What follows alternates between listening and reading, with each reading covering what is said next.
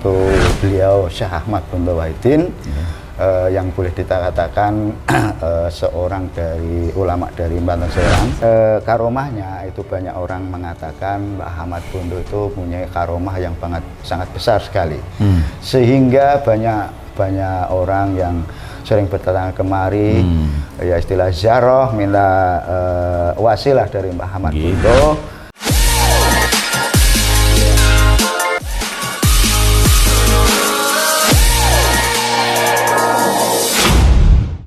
Assalamualaikum warahmatullahi wabarakatuh. Waalaikumsalam. Alhamdulillahirrahmanirrahim. Sore menjelang maghrib Pak, dalam sak rombongan sowan datang panjenengan wau saking acara hall nggih wonten ing Margotuh Kidul Mbah Mizan nggih. Pangestunipun dan sore menika sebagai salam penyemangat kita, salam S3 Serbi Sugiarto. Pak Nuwun, saderengipun kita mengulik mengenai apa hal-hal yang perlu disampaikan wonten makam menika, jenengan nepangaken katuran sinten lan asli pundi, semoga Pak. Assalamualaikum warahmatullahi wabarakatuh. Waalaikumsalam Terima kasih warahmatullahi atas wabarakatuh. waktu yang disawarkan pada saya. Saya selaku sebagai Juru kunci pawang makam Mbah Ahmad Bunto Wahidin mau menyampaikan sesuatu hal mengenai identitas saya. Saya bernama Roskamto, asli dari Pangkalan, usia 57 tahun. 57 ya Pak. Udah kawin, udah ditinggal seorang bini. Hampir udah 3 tahun ya saya menyendiri. Nah begitulah yang bisa saya sampaikan atas identitas saya Pak, silakan. Nggih, matur Mbah Nuwun sangat nggih Pak Roskamto. Pak Roskamto, saya terdidik untuk memang menilai para pencermat juru kunci, nggih, para yang memang bukan hobi tapi memang yang suka hormat tentang makam-makam leluhur, termasuk salah satunggalipun adalah di Pangkalan menika.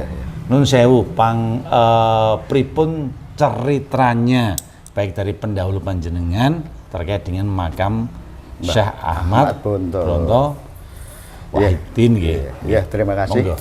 Terima kasih Pak ya.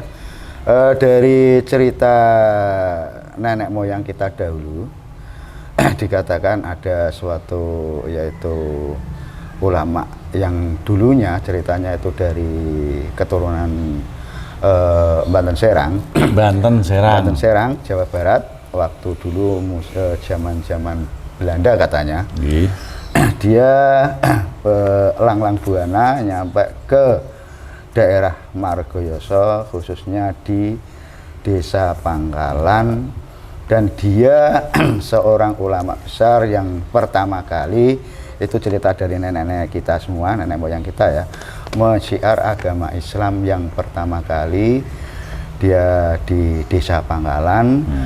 Dan nyampe sekarang dia wafat di sini, dan ini di tempatnya di sini di pesariannya Mbah Ahmad Bunto yang berwarna hijau biru ya. Itu beliau Syekh Ahmad Bunto Wahidin, yang boleh dikatakan seorang dari ulama dari Banten Serang yang ada di sebelah samping. Itu ada 2 versi. Yang ada yang mengatakan dia seorang istri dari Mbah Ahmad Bunto, ya kalau nggak salah itu cerita istri Mbah Ahmad Bunto itu Nyai Kuranten. Dan ada juga versi lain mengatakan dia adalah sahabat dari Mbah Ahmad Bunto Wahidin. Dan lagi pula yang 2 sebelah selatannya, yang satu itu udah boleh dikatakan dulu katanya orang itu sesepuh atau punggawa dari desa Juwana, Kecamatan Juwana. Istilah boleh dikatakan Penggede Juwono. Itu kedua-duanya dari Penggede Juwono semua. Penderek sedaya ikut ke sini, ikut sama Mbah Ahmad Bunto sampai akhir hayat beliau begitu. Makanya dimakamkan di sini. Itu cerita-cerita yang saya terima dari nenek moyang kita dulu. Yang cuman itu yang bisa saya sampaikan pada Bapak tentang kisah dari beliau Mbah Ahmad Bonto Wahidin dan semua sahabat-sahabatnya. Begitu Pak, terima kasih. Nggih, matur nuwun. Pak, langsung mawon ke Mbah Bonto. Yeah. Mbah Bonto niki dari segi fisik kok benten ambak Pak. Ini ono sing petak, ono sing ijo campur kuning. Lalare pripun? Ngeten nggih. Nah, masalah tutup atau sorban atau istilah boleh dikatakan selambu. Nggih. Itu beliau yang paling tertua, ibarat dari semua sahabat itu yang paling sepuh lah istilahnya. Dan dia itulah yang boleh dikatakan pendiri atau babat Pangkalan terlebih dahulu. Waktu cikal bakal adanya dusun Pangkalan ya dari Mbah Ahmad Bonto itu. Makanya dikasih beda warna dari kesemuanya, ya ada yang Mbah Ahmad Bonto pakai yang selambu yang biru atau hijau, yang sebelahnya itu cuman dikasih cukup nisannya ditutup. Nisan gitu lah Pak. Memang kangge pembeda nggih. Iya, kangge pembeda. Mungkin mboten karena pesan atau mungkin impen ilham. Enggak. Itu cuman bentenaken. Bentenake silsilah dia yang selainnya itu sahabat. Dia tahu yang pakai itu yang biru dia beliau Mbah Ahmad Bonto itu cikal bakal gitu. Nggih, nek dari niku nggih sisi saking memang radi benten Pak. Ahmad Bonto Wahidin. Bonto niki kan memang bukan dari sini kan Pak. Kira-kira memang itu tetap adalah pendatang. Tapi apapun itu beliau nyata-nyata sudah babat dalan, babat desa, sehingga berwujudlah desa Pangkalan menika. Ngoten iki tempat pangkalan. Pangkalan tempat mangkal lho Pak. Gimana Pak? Tempat pangkalan mangkal nggih. Iya, tempat mangkal. Dulunya boleh dikatakan begitu, tempat mangkal beliau lah pada waktu itu. Mangkal beliau Pak Mbah Syekh Ahmad Bonto nih. Nggih, mungkin dari cerita dan cerita ada satu kisah atau pengalaman atau apapun Pak, atau apalah catatan-catatan terkait beliau, mungkin ada karomahnya, ada pesannya dan sebagainya Pak. Monggo. Oh begitu. Kalau dari cerita sih ya maaf aja saya begitu kurang tahu. Memang dari karomahnya itu banyak orang mengatakan Mbah Ahmad Bonto itu punya karomah yang sangat besar sekali. Sehingga banyak orang yang sering berdatangan kemari, ya istilah ziarah, minta wasilah dari Mbah Ahmad Bonto. Alhamdulillah kebanyakan tuh dikabulkan oleh Allah Subhanahu wa taala lantaran Mbah Ahmad Bonto. Adapun mau ini mau itu saya minta wasilah sama Mbah Ahmad Bonto. Dianya minta sama Allah Subhanahu wa taala lantaran dia Mbah Ahmad Bonto sampai disampaikan pada orang yang berkepentingan. Begitu loh Pak ya. Nggih. Betul, memang sedaya niku dari kersanipun Gusti lah sebagai lantaran. Iya, sebagai wasilah itu lantaran ya. Mungkin nganu nggih, setiap makam saya lihat memang ada pohon besar dan sebagainya, dan ini menunjukkan memang betapa pada waktu itu adalah beliau termasuk tokoh yang ditokohkan. Kalau dari turun Pak, kira-kira ada nggak yang sampai sekarang kira-kira penyebaran beliau, indikasi meskipun nggak bisa dibuktikan secara pasti, tapi paling penting ada nggak tuh jadi ku yono turune kok biyen kule, tapi ngoten cerita-cerita. Iya, ceritanya saya terima Pak ya. Kalau misalnya turun atau silsilah itu orang sesepuh sini mengatakan ada, tapi saya pun sehingga saya nggak tahu kan, saya akan sebagai orang yang baru berapa hari istilah hidup di dunia, dan lebih ada lagi yang lebih lama daripada saya. Mungkin yang lebih tahu tuh yang sesepuh dulu daripada saya. Saya cuman ada yang ngasih tahu, kalau Mbah Ahmad Bonto itu sebenarnya ada silsilah keturunan si A si B ada, tapi saya kurang tahu, kurang jelas lah. Tapi jelas itu memang tersirat ada kan onten garwanipun sinten mau? Nyai Kuranten. Nyai Kuranten. Kalau saya yakin itu adalah garwanipun saya pribadi. Dengan segala hormat dan keterbatasan, memang Nyai Kuranten itu memang garwa beliau sebelah itu. Untuk niki untuk hall, tak lihat tadi jadwalnya padat. Iya. Keren itu, sama gue ngertos niki sampai seperti itu Kapan hall itu dan acaranya nopo kemawon Pak? Begini. Mengenai hall Mbah Ahmad Bonto Wahidin itu diperingati 1 tahun sekali pada bulan Muharram, tanggal 1. Suro, Iya, tanggal 1 waktu kemarin tanggal 1 Muharram. Dia di sini di hall Mbah Ahmad Bonto ya alhamdulillah agak meriah kan ada istilah pengajian umum. Apa itu baca Quran bin Nador, baca Quran bin Ghaib, ada tahlil umum bersama, tahlil bersama, ada khataman juga. Itulah memang kayak di depan itu di dinding itu bekas istilah catatan jadwal kegiatan waktu pengajian dalam rangka Hall 1 Suro Mbah Ahmad Bonto Wahidin. Tapi ternyata ada 2 nama Pak. Oh ya. Di sini semua apa? Enggak, yang satu itu boleh dikatakan Raden Mas Tuwonggo Jati. Itu pesarean atau makamnya ada di sebelah selatan. Ada di sana di selatan. Di Pangkalan juga? Pangkalan juga. Ini dari jalan depan sekolahan lurus ke selatan mentok Kali Besar. Ntar sebelum ada mentok Kali Besar di sini ada rumah ya istilah kayak cungkup lah, kecil sebelah kanan jalan dari sini dan di sana pun juga ada yang juru kuncinya. Kalau Bapak mau. Tapi kalau yang lebih sepuh tentunya tak. Oh iya di sini. Beliau Mbah Syekh Ahmad Bonto Wahidin. Kalau hallnya berarti karena acaranya itu dijadikan satu di sini, Pak. Iya. Hall enggak. Kalau hall Mbah Ahmad Bonto khususnya di sini. Kalau Mbah Tuwonggo Jati ada di makamnya di sana. Antara beliau ini ada ikatan apa Pak kira-kira? Saya kalau begitu kurang tahu. Kurang tahu. Tapi kira-kira agak mungkin sejaman juga nggih. Iya, mungkin dari nama kan juga, iya. Beliau cenderung ke mungkin asli yang sini gitu kira-kira. Mungkin aja begitu. Nggih. Kalau istilah ceritanya tuh saya kurang tahu. Kurang paham Iya, kurang paham. Pak Nek dari tadi hall pengunjungnya itu saking pundi mawon dan dan berapa hari Pak di sini? Oh iya. Mengenai hall Mbah Ahmad Bonto untuk pengunjung itu ya mungkin ada dari luar desa Pangkalan, dari desa manapun juga. Kalau yang mau istilah jamaah pengajian datang kemari nggak masalah. Kita mendengarkan tausiah dari ulama kiai yang didatengin di sini. Dan emang itu kegiatannya bukannya lama ya. Ya cuman berapa hari ya kalau dihitung-hitung dari tanggal 1 nyampe tinggal 3 kalau nggak salah. Oh 3 hari nggih?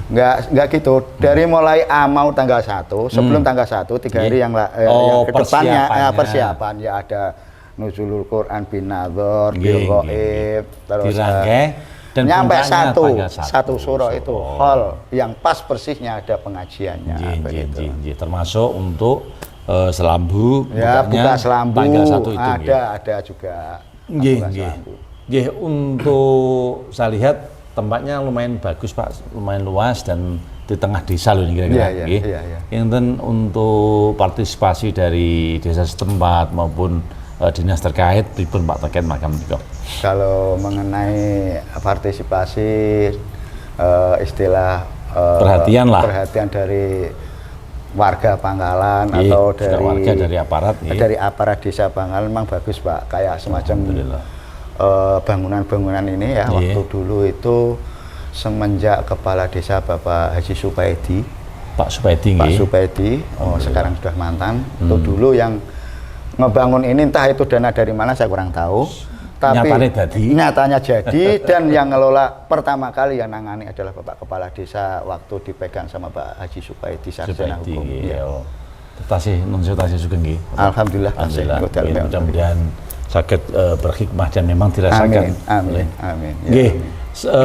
Kalau untuk pengunjung ini mungkin ada tata cara baik pakaian, waktu, jamnya dan sebagainya Pak untuk sakit ziarah hormat teng Mbah Bonto. Oh begitu.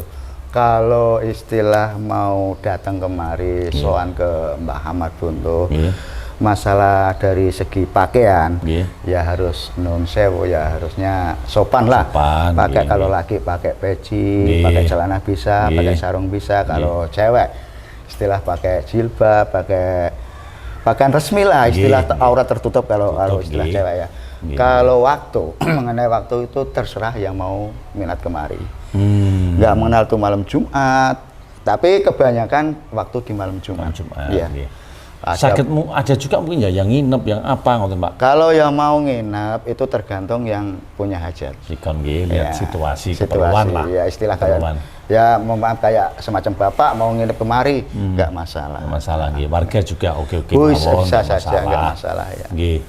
Nggih, Bapak mungkin kalau panjenengan itu perkiraan panjenengan sudah berapa dari si panjenengan Pak? Berapa terah juru kunci yang ngasot mriki, Pak? Begitu ya. Nggih. Dari dulu nyampe sekarang istilahnya saya itu yang keempat berjalan ini. Keempat panjenengan nggih. Nah, keempat saya. Sejak bangunan diadakan nggih. Sebelum ada bangunan. Sebelum ada bangunan. Sebelum ada bangunan terus pundi, Pak? Terbuka. Masih terbuka lebar, Oh. nggak ada dinding, nggak ada, cuman pagar itu kayak semacam pohon-pohonan lah, Pohon-pohonan, nggih. bunga-bungaan ya, Nggih. semacam kayak bunga trompet. Nggih. Saya tadi agak tergelitik Pak. Iki kok ono kenteng semene berai kenteng saka ndi kok? Oh, yang di depan tuh. Nggih. Nah, begini ceritanya Pak. Nggih. Ya. Kalau kenteng yang ada di depan itu waktu renovasi kenteng ini atas, kan dulunya kenteng itu direnovasi, dulu kenteng boleh dikatakan kenteng mantili ya. Nggih. Diganti sama kenteng yang sejenis kayak ini kenteng kodok lah, Oh, pres. kodokan. Karena apa? Waktu itu kalau masih kenteng seperti itu, Nyiprat. ya banyak boleh dikatakan kalau hujan itu tampon. Ngoten nggih. Di dalam ini basah semua. Kalau Basah. alhamdulillah pakai kenteng ini hujan Rapet, ya ada, ya, tapi rapet, nggak nggih. begitu kayak yang dulu. Begitu Nggih, makanya nggih. direnovasi diganti itu. Nggih, setiap kegiatan setiap malam Jumat terutama nggih. Iya. Niku biasanya warga nopo para peziarah menopo kemawon Pak dateng niku. Masalah kegiatan tuh nggak dari warga, nggak orang lain. Kalau ya itu tadi boleh saya katakan siapa yang mau ke sini, Oh, ngoten nggih. mau dari warga Pangkalan, mau dari keluar Mungkin dari setiap Pangkalan nggak Jumat masalah. ada manakiban atau ada acara nopo teng mriki. Oh, Nggih. masalah itu Sesuai kebutuhan. Enggak ya sesuai kebutuhan ya. Nggih, Ada nggih, yang nggih. punya hajat syukuran, ada Nggih. yang mau istilah begini, Pak. Kalau emang di sini tuh ya saya tahu kalau warga sini khususnya di Desa Pangkalan mau punya hajat misalnya Nggih, ya nggih. mau mantenan, mau khitanan, itu lebih dahulu syukuran di sini. Kebanyakan begitu. Dan lagi pula syukurannya itu enggak di waktu malam Jumat atau hari apa enggak. Tergantung niat. Tergantung ini kapan. Ya, misal pun kayak 1 minggu sebelumnya udah hajatan di sini, betul. begitu. Itu Nggih. kebanyakan gitu, Pak. Menyesuaikan gitu, dan keyakinan masing-masing. Ya, Nggih, ya, ngoten ya, nggih. ya. Mungkin tadi nun sewu saya waktu berdoa saya merasakan panjenengan kusuk Pak nun sewu berdoa ke beliau. Yeah, Itu yeah. mungkin ada sesuatu Pak yang bisa di-sharing kalian kaulo sampai segitu seriusnya Pak panjenengan. Oh, beginilah. Nggih. Ya non sewu lah, boleh dikatakan kita orang kan tidak tahu ini dan itu siapa. Nggih, Jadi nggih. saya itu minta izin lah istilahnya Oh, dari nggih. ya Kula nuwun. Nah, permisi terlebih dahulu Nggih, daripada nggih. kita dianggap nggak sopan. Nggih. Istilahnya ya non sewu. Nggih, Orang saya yang dipatah untuk megang di Dipasrahi. sini, maka saya minta izin terlebih dahulu sama Mbak Ahmad Bunto. Dan lagi pula saya nggak tahu dia, tapi dia tahu saya. Begitu loh. Nggih. Karena memang alamnya sudah berbeda. Ya, begitu loh. Nggih. Dia paham nama saya sama Bapak semua, tapi Bapak saya nggak tahu sama beliau, begitu loh. Mungkin itu ya Pak, mungkin ada satu sebagai penutup nih ya, sebagai tambahan ada cerita Pak atau ada masukan dari para peziarah sudah datang ke sini, mungkin ada pengalaman-pengalaman lahir maupun batin Pak terkait dengan ziarah di makam niko Pak, mungkin kalau ada cerita monggo Pak. Ya, sedikit ada cerita. Masalah peziarah yang di sini itu ada dulunya itu orang dari Jepara. Katanya dia itu pulang dari Malaysia entah dari mana. Waktu itu boleh dikatakan orang-orang ilegal, nah apa itu? Sampai ke laut, dilepaskan dari Malaysia, ada yang nolong. Ada yang nolong, nyampe ke rumah. Sampai ke rumah Jepara. Nyampe ke rumah Jepara. Dan beliau nanya sama orang yang nolong tadi, Mbah, kok sampai Mbah ngantar saya ke sini? Mbah itu siapa? Di mana tempatnya? Di rumahnya mana? Itu dia cerita. Yang pernah ditolong itu cerita sama saya, sama orang-orang banyak di sini. Beliau mengatakan begini, kalau kamu mau pengen temu saya orang Pangkalan, nama saya Bonto, Nggih. Rumah saya di bawah pohon asem besar. Masya Allah. Jadi orang tersebut ngelarifikasi nyampe kemari. Nanya. Iya, nanya. Namanya Mbah Bunto, rumahnya bawah asem besar tuh mana? Ada yang iya, saya pun juga merinding. Ada seorang orang tua di sini mengatakan, kalau kamu mau tahu saya antar. Nah inilah Mbah Ahmad Bunto. Masya Allah. Kaget nih Pak? Kaget. Kan waktu niku kan diterke, dibuang teng laut, ditulungi, nyampe darat, nyampe diantar ke rumahipun, terus ditangleti jenengan sinten. Nak kowe pengen ngerti jenengku Mbah Bunto. Alamatku Pangkalan, omahku ngisor Asem Gedhe. Masya Allah. Saking Jeporon Tlasah ngriki. Tangisan Pak mriki menawi. Nggih pripun nggih. Terharu lah. Terharu. Masya Allah. Masya Allah. Lah niku berarti sak menika insyaallah rutinan mriki nggih. Nggih mboten rutin tapi sering ya kadang wis lah. Kadang kawis ngriki, nggih kadang nggih syukuran, kadang nggih ziarah ngriki. Niku lah ceritanya yang pernah dialami orang lain. Nggih sangat luar biasa Bapak nembah nuwun sanget dan sangat menginspirasi sebagai penutup. Mungkin ada pesan panjenengan, kesan panjenengan terkait generasi muda baik di Pangkalan maupun dimanapun berada, juga termasuk penziarah terkait makam menika, karena apapun itu saya tetap meyakini Pak, karena desa bisa dibuka sedemikian indah dan besar ini pasti ada yang babat dalan. Nah ini mudah-mudahan untuk generasi ke depan juga bisa mencermati dan menghormatilah para sesepuh dan leluhur itu. Monggo kalau ada pesan dan kesan sebagai penutup. Iya. Pesan saya cuman begini aja, khususnya warga Pangkalan. Jangan sampai dilupakan lah istilah biarpun 1 minggu sekali ziarah ke makam Mbah Ahmad Bunto. Minta wasilah supaya diberi keselamatan lahir dan batin. Supaya diberi gemah lipah roh jinawe, khususnya warga dusun Pangkalan, lumebernya tumrap warga-warga dusun lain yang sedianya dia mau ziarah kemari. Begitu aja lah. Dan semoga yang punya hajat, nah itu yang punya hajat dihabulkan oleh Allah lantaran Mbah Ahmad Bunto. Begitulah sampean pesan saya pada semua rekan atau semua kawan-kawan Pak. Matur nuwun sangat luar biasa Pak dan sangat menginspirasi kami yang muda ini juga turut terharu Pak. Pangapunten lah ini semuanya ini apa yang dihajatkan sakit kesampaian dan memang dimudahkan dan berkah untuk semuanya. Matur nuwun, kalau ada kata-kata yang salah saya mohon maaf. Salam hormat kami, salam S3 sedulur Sugiarto Selawase. Matur nuwun. Assalamualaikum warahmatullahi wabarakatuh. Waalaikumsalam warahmatullahi wabarakatuh.